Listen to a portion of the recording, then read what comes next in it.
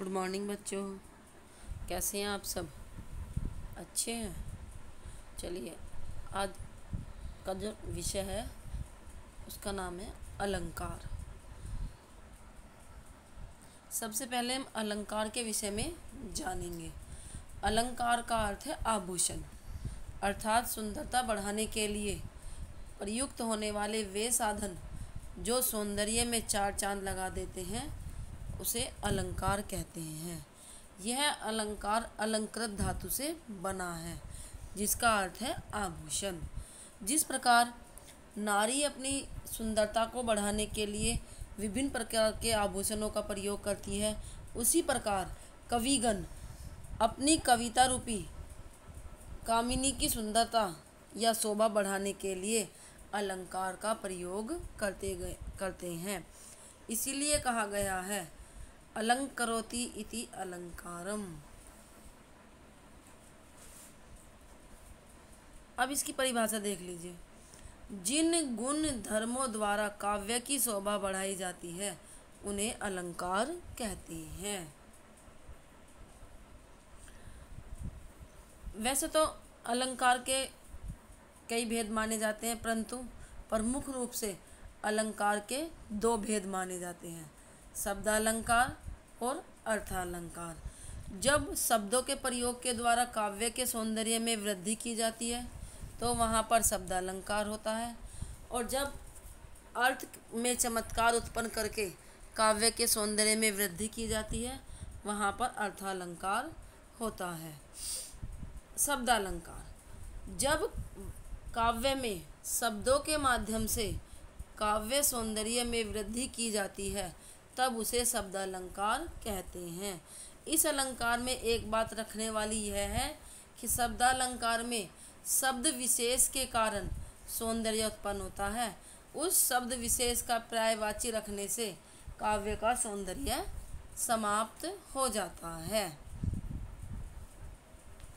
जैसे कनक कनकते सौगुनी मादकता अधिकाय। यहाँ पर कनक के स्थान पर यदि उसका पर्यायवाची गेहूँ या धतूरा रख देने पर काव्य का सौंदर्य खत्म हो जाता है।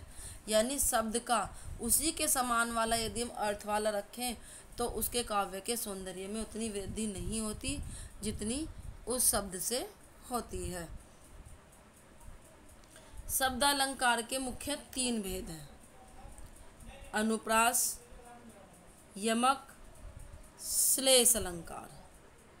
सबसे पहले हम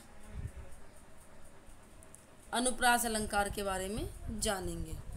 जब काव्य में किसी वर्ण की आवृत्ति एक से अधिक बार होती है, अर्थात कोई वर्ण एक से अधिक बार उसका प्रयोग किया जाए, उसे अनुप्रास अलंकार कहते हैं।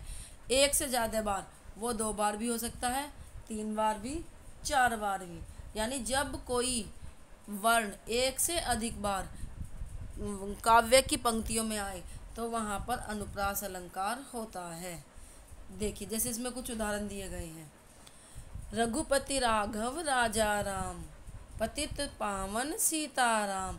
यहाँ पर रै और पै वर्ण एक से अधिक बार आया है, इसीलिए यहाँ पर अनुप्रास अलंकार है। चारों चंद्र की चंचल किरणें खेल रही थी जल थल में। चै वर्ण की आवृत्ति बार बार हुई है। मुदित महीपति मंदिर आए, माँ वर्ण की आवृत्ति। मैया मोरी मैं नहीं माखन खायो, माँ वर्ण की आवृत्ति। तो आपने देखा है इन उदाहरणों में एक वर्ण एक से अधिक बार प्रयोग किया गया है, तो यहाँ पर अनुप्रास अलंकार है। नंबर 2, यमक अलंकार। जब काव्य में कोई शब्द एक से अधिक बार आए, जब मैंने आपको अनुप्रास अलंकार बताया था तो मैंने इसमें बताया था एक वर्ण एक से अधिक बार आए तो उसे अनुप्रास अलंकार कहते हैं। और जहाँ पर एक शब्द एक से अधिक बार आए परंतु उसका अर्थ अलग अलग हो, तो वहाँ पर यमक अलंकार होता है। जैसे 3 बेर खाती थी वे 3 बेर खाती है। ऊपर पंक्ति में बेर शब्द 2 बार आया है, 3 बेर, परंतु एक बेर का अर्थ है समय और एक बेर का अर्थ है एक प्रकार का फल। तो यहाँ पर अनुप्रास अलंकार का प्रयोग किया गया है। और कुछ उदाहरण इस प्रकार हैं। कनक कनकते सो गुनी, मादकता अधिकाय, या खाए बोराए नर, वा पाए बोराए। यहाँ पर कनक शब्द के 2 अर्थ हैं। एक कनक का अर्थ है सोना और एक का धतूरा। कनक कनकते सो गुनी यानी यदि किसी को सोना भी अधिक मिल जाए तो भी वह पागल हो जाता है, और यदि उसे धतूरा दिखा ले वो तो तब भी वह दोनों परिस्थितियों में ही पागल होने की संभावना रहती है। काली घटा का घमंड घटा, यहाँ पर घटा जो है 2 बार आया है, घटा, काली घटा और घमंड घटा, परंतु दोनों बार इसका अर्थ अलग है। पहली बार घटा का अर्थ है काली घटाएं, बादल, दूसरी घटा का अर्थ है कम होना। श्लेष अलंकार, श्लेष का अर्थ होता है चिपका हुआ, अर्थात जहाँ पर एक शब्द के अनेक अर्थ चिपके होते हैं। शब्द तो एक आए परंतु उस शब्द के अर्थ कई हों तो वहाँ पर श्लेष अलंकार होता है। उदाहरण देखिए।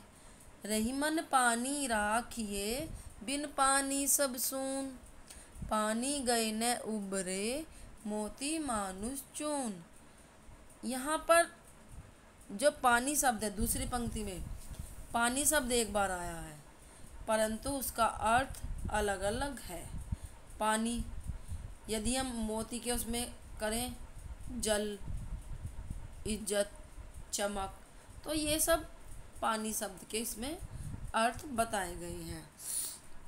आज हम आपको इस वीडियो में केवल शब्दालंकार के ही भेद पढ़ाएंगे।